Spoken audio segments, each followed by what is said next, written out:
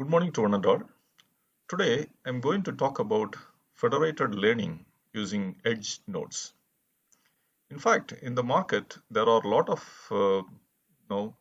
edge-based developments that's happening in the for the benefit of the society. Myself, I am Shajulin Benedict. I am working as guest professor of Technical University Munich, Germany, and also a faculty of Indian Institute of Information Technology, Kottayam. In this video, we will be talking about IoT, the basic trends, then the subdomains of IoT, what is meant by federated learning, which will be applied for IoT systems, some applications where we could think about federated learning, and the nodes that are used for federated learning. In very short sense, I have explained in past videos too, you could watch it, that IoT is basically an Internet of Things. It's an extension to a normal Internet.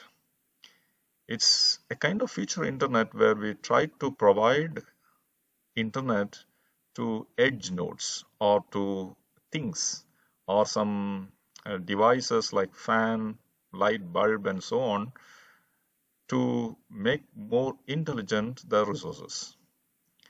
In fact, it is expected that such kind of feature Internet would have around millions of computing devices, billions of personal devices, trillions of sensors or digitized objects.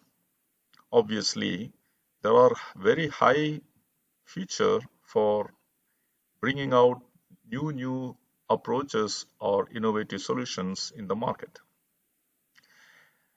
Technically speaking, several entrepreneurs, business people, as well as engineers, they started to think about societal problems and the solutions that could be addressed using IoT.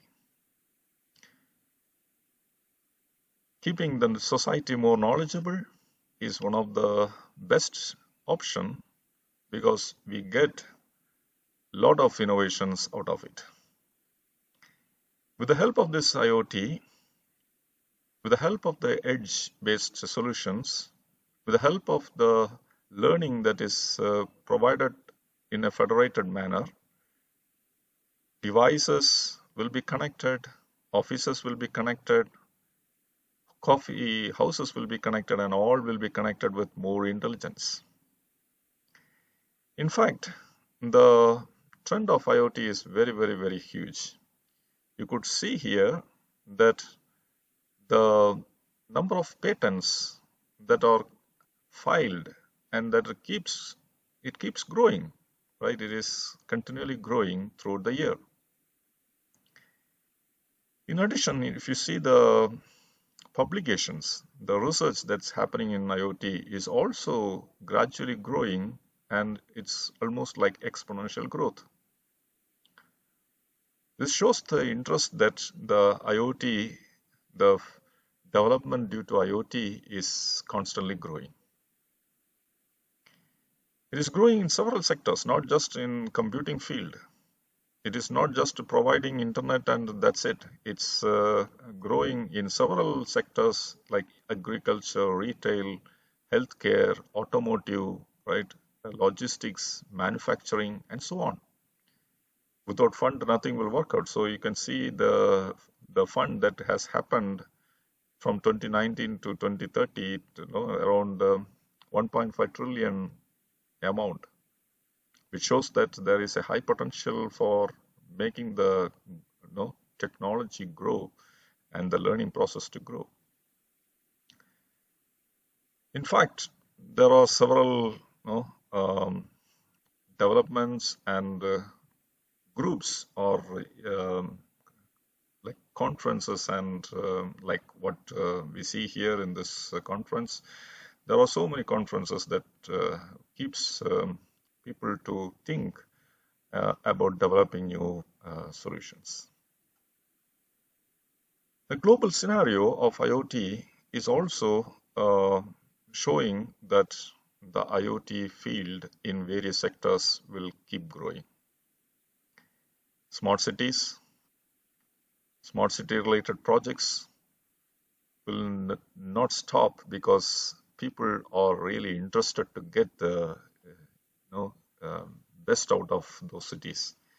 So what happens here is lot of IoT related sensors are spread across the edge nodes, as like your mobile phones and so on, with more privacy is kept with you, and the data is not shared. It's not completely shared to some computing engines or powerful computing devices or scalable computing devices such as clouds. So here comes basically the importance of federated learning, right?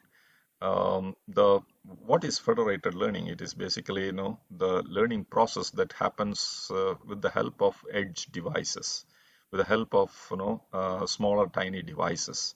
And if you see the platforms for developing IoT applications, most of the cloud-based infrastructure providers have contributed to support IoT and also some function level connections, right? Function level trigger-based IoT solutions. Yes, the patents are increasing. I have already mentioned to you. So what is the fundamental principle of this IoT? Let us take any IoT application. What is the fundamental principle, or what is the fundamental block that or components that are involved in IoT? One is sensor, the next one is actuator, and the third one is networked devices. So sensors, obviously it is going to measure the sense value, right, like temperature, lighting, or humidity or something like that. Actuators are devices that are going to perform some actions, but once when you sense the data from the sensor nodes, you need to process them in networked devices. So the networked devices could be cloud or fog or edge, right? In traditional approaches, people were using sensors to send the data to the cloud, and the cloud was doing the processing. But this is not the right approach, because so many reasons control them, or so many things are challenging for the real application to work with. Right, so the networked devices, what has to do some sort of intelligence or some sort of learning, is carried out in 3 or 5 levels of computations, right? So that's where the federated learning is coming in picture, right? So the traditional approach of sending the data to the cloud is not a good idea anymore, because several reasons. One is privacy. The data what you have should not be sent to the cloud. Imagine a situation where you have a health conscious data, right? Health related data like heart rate monitoring system, or pulse monitoring system, and so on. If you are sending them to the third-party cloud providers, right, infrastructure, it is less secure, and you lose your privacy. So we need to perform intelligence, but this should be performed in coordination with the edge devices, because you could not completely protect your data, right? So you need to have some sort of learning with the end device systems. Like, if I want to get what is my heart rate and so on, I need to definitely get something really from the end node, like from my sensor values. So federated learning makes you to learn from the edge, right? Let us take some of the examples. Like, for example, if you want to find the manhole depth, right? So you may need to assess the values of manholes which may be located in some streets, right? Instead of sending the entire data to the cloud directly to the for processing, you could have some edge devices which can perform some sort of learning, right? It can learn the depth of manholes from the sensors, like ultrasonic sensors, and then make some sort of intelligence at the edge devices itself. Say, for example, you have a image processing application. You can use instead of ultrasonic, and you could use the cameras to detect the whatever is there in the manholes, right? So the learning partially could be done in the cloud, and the partial model could be transferred to the edge, and the edge could do the processing. Similarly, take an example of air quality monitoring, right? So you could do some of the computations in the cloud, some of the computations in the edge. Similarly, take an example of 3D printing, right? For manufacturing processes. So I'm just talking about the different domains where you could apply intelligence, not just directly sending the data to the cloud and making the process, but learning certain things in the edge devices itself, right? So, for example, you need to check the manufacturing status of what happens in the 3D printers. So instead of sending the entire video or images to the cloud and make the processing, you could do something in the edge itself. The intelligence could be done in the edge itself. So what happens in federated learning process is there will be a model, right? A central model, and this model should be collected from the edge devices, right? All edge devices will have to learn something from the data that is nearer to the edge. So the model, typically in the traditional approach, the edge has to send the data to the cloud where the model is there, and the learning will happen in the cloud. Right now, what we are trying to do is create the synapse, those short snaps of the model, send the model to the edge devices, make the learning with the edge devices, right? And then only send the learned inferences or the changes what what was inferred because of the new data to the higher level model. So the model could now make the updates and create the final model, right? So it's a collaborated, federated, right, and learning process, right? Obviously, in any IoT application, you should have sensors, actuators, as well as network nodes, right? So the network nodes are responsible for making the learning process, and that is now distributed across some hierarchical nodes, right from the cloud to the edge, right? Okay, so that's what I have mentioned here as federated learning. So federated learning involves edge nodes. So the second part of my talk here would be about talking the suitable edge nodes which could be used for performing such federated learning processes, right? Yes. So some of the edge nodes, right? I'm just showing here some of the edge nodes.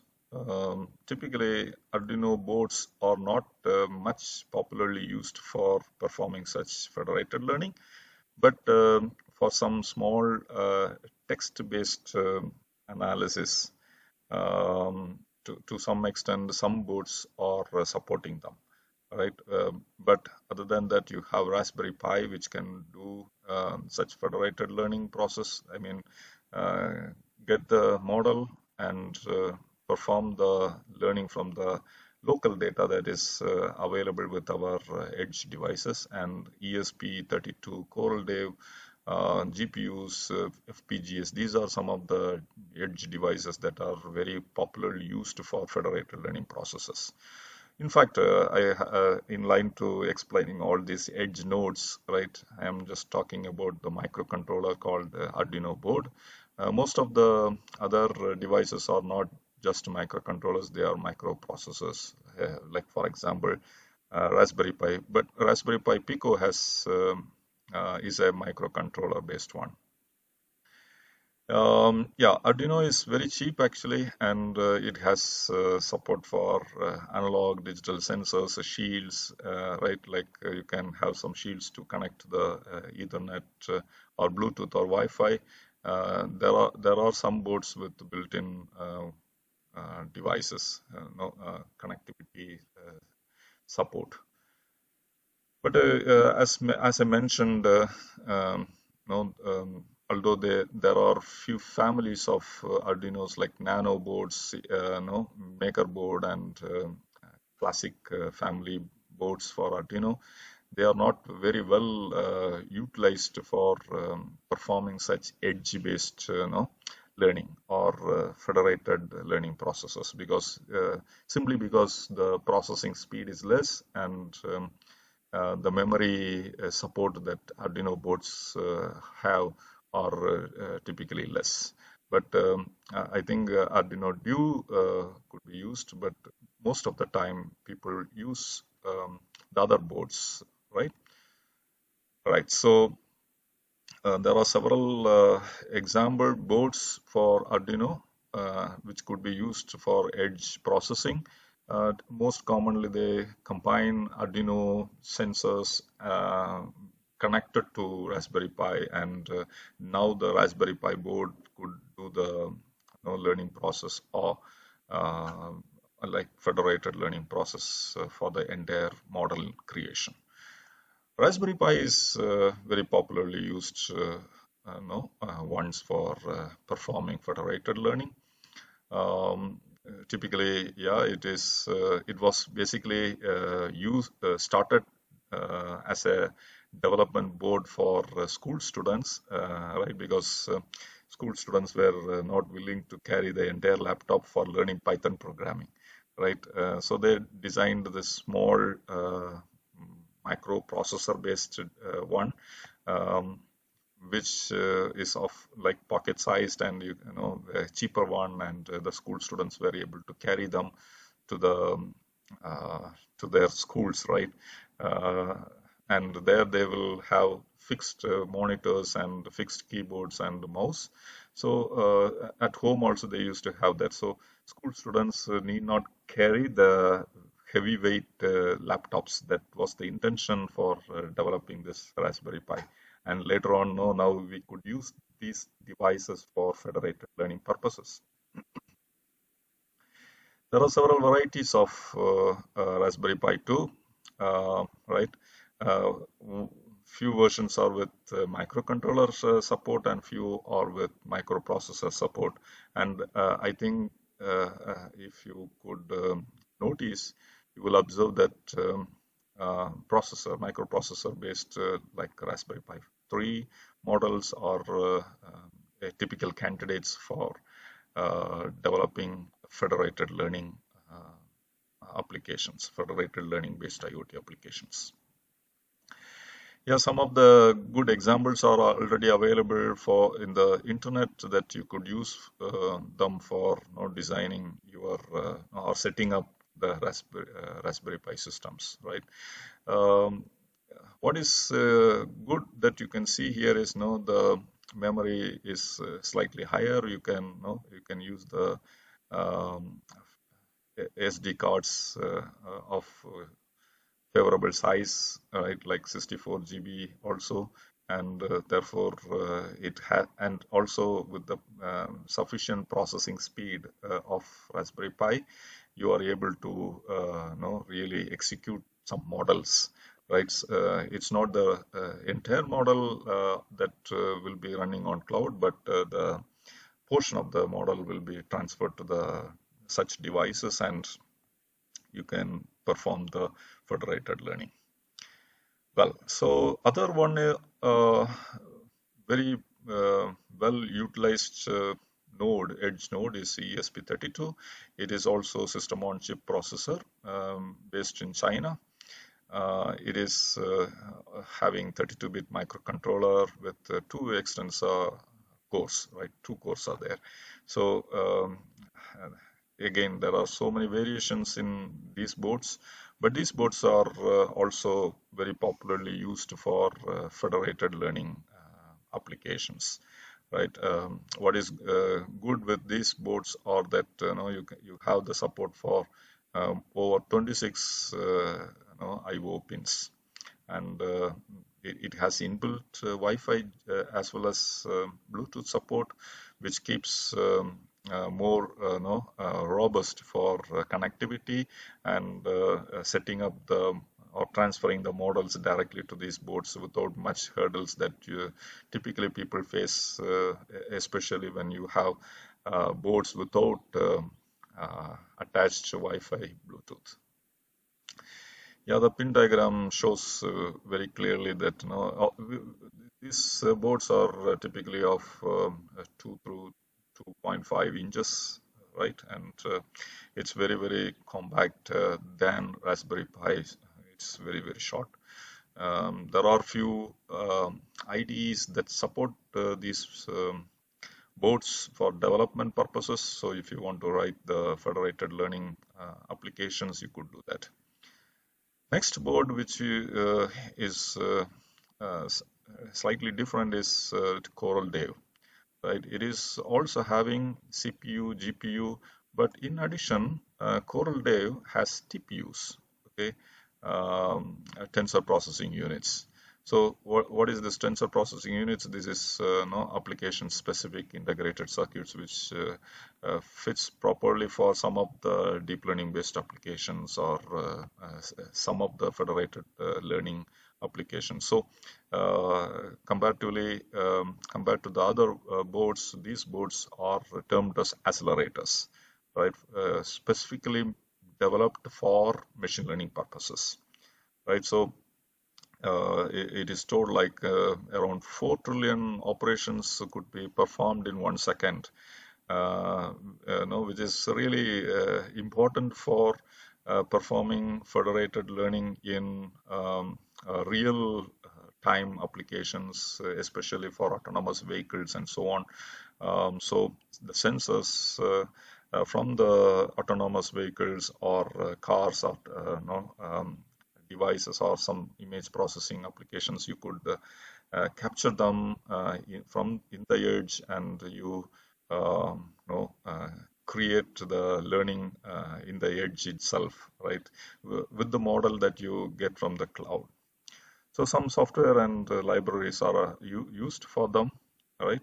And also the other boards typically GPUs attached with some compute nodes, like laptops, right? You can use them also for doing or performing federated learning. So your laptops can also act as one of the federated device, right? Think about AWS solutions where they have AWS Greengrass, which could be used to apply them to mobile devices or laptops too, right? So there are such kind of boards. Also FPGAs. So these are hardware oriented, pure hardware oriented, where they are not hard edge. Right? They have the provision to modify the hardware at runtime, right? So specific to some federated learning application, you can use those boards. You can etch them for certain high-speed processing, which could be changed or modified for some other application at some other time. Typical examples would be like rendering videos from cameras of IoT-enabled applications, and then you do the federated learning. Got it? So such a way, there are so many use cases based on this federated learning, like creating smart healthcare, mostly like video-based video capturing or video streaming and video processing related applications where the learning should be done in the edge, right? Or home security, cargo handling, traffic management, smart tracking, and so on, so on, right? So in short, what this edge-based, federated learning is, why this is very important is, you need to reduce the network bandwidth, improve the response time, as well as you need to process the local data without transferring them to the cloud, right, to the third-party providers. By this, you improve the privacy as well as the security that is involved in your IoT intelligent applications. So in short, we have learned what is federated learning and what kind of edge devices will be useful for establishing such federated learning applications. I have talked to you with respect to some of the applications. Some boards that are typically in line to this IoT-based examples are shown here. I would also like to highlight about the incubation centers of our Indian Institute of Information Technology, Kottayam, where we have MSME Incubation Center as well as Atal Innovation Missions Incubation Center. So we promote nodal centers where the institutions or your organizations could participate as nodal centers. We also focus on startups. So if there are good startups who wants to get support from us, could register with us. Yeah, there are possibilities where we can collaborate. I am always open for that. And we also have scheme for seed fund programs where we can offer like 15 lakhs to 50 lakhs for good startups. And as part of MSME, we can provide rupees 15 lakhs based on the committee decisions and as well as the shortlisting procedures. If the idea is really good for the benefit of the society with that applies IoT or similar kind of technologies, you are always invited to join us. So with that, I thank once again the organizers of the conference and wish the participants as well as people listening to this talk for good success. Thank you once again.